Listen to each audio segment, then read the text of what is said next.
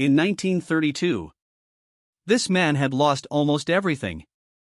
The crash took 70% of his money. His investors were furious. He was teaching night classes just to stay afloat. And yet, within 20 years, he'd become the most important investor who ever lived. Here's how. His name was Benjamin Graham. You've probably never seen his face. But you've felt his influence on every dollar you've ever invested. He wrote the rulebook. He taught the teacher. Warren Buffett calls him the second most important person in his life, after his own father. So today, we're going back to the source. 3 ideas from Graham that still work in 2026. And the third one is the one that saves investors from themselves.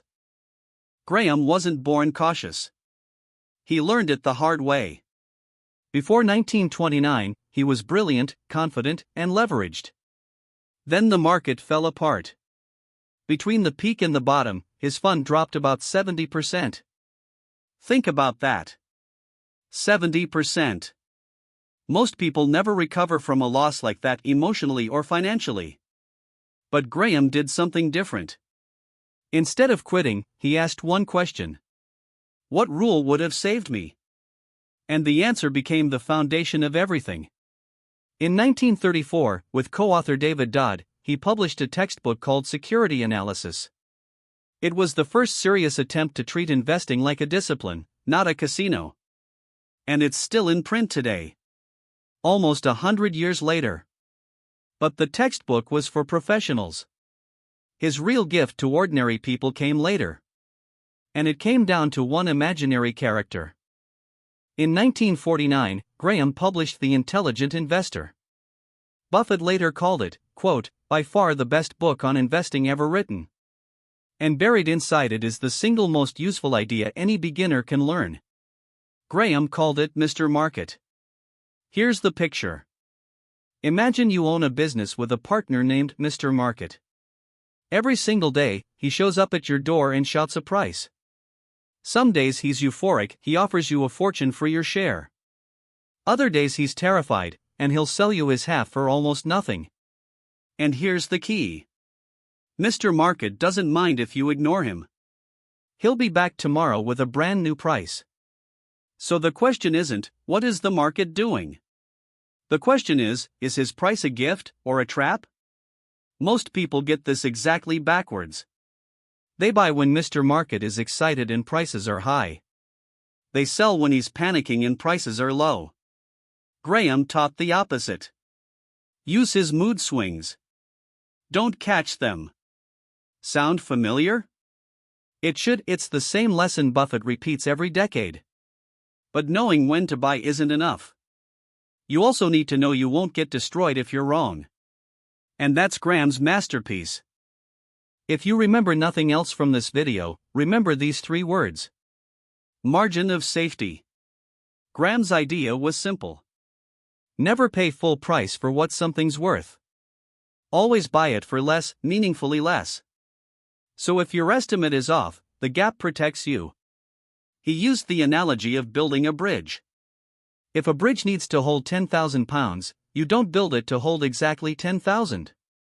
You build it to hold 30,000. The extra capacity is your safety. Investing is no different.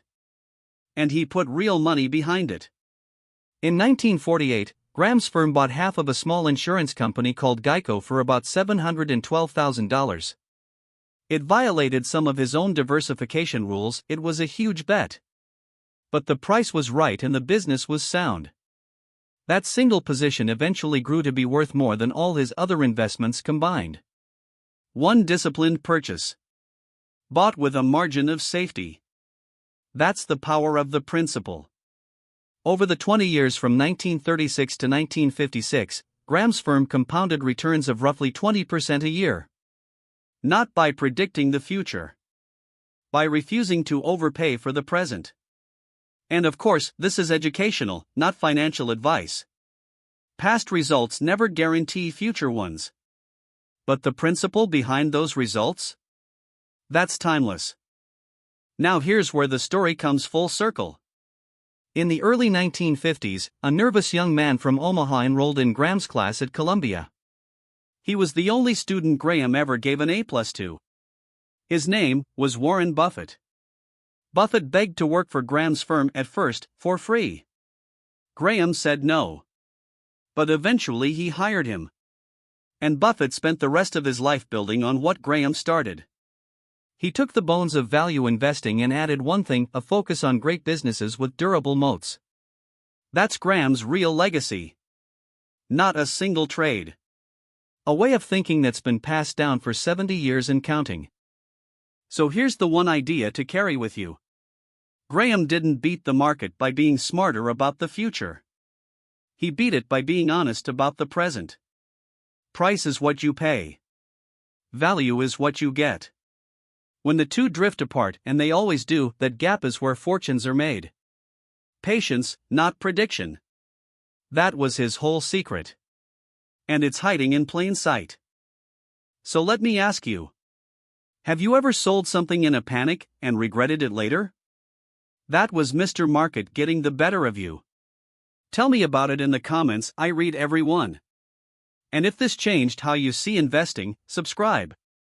We do this every single day. Tomorrow, we're breaking down a company most investors completely misunderstand. See you then.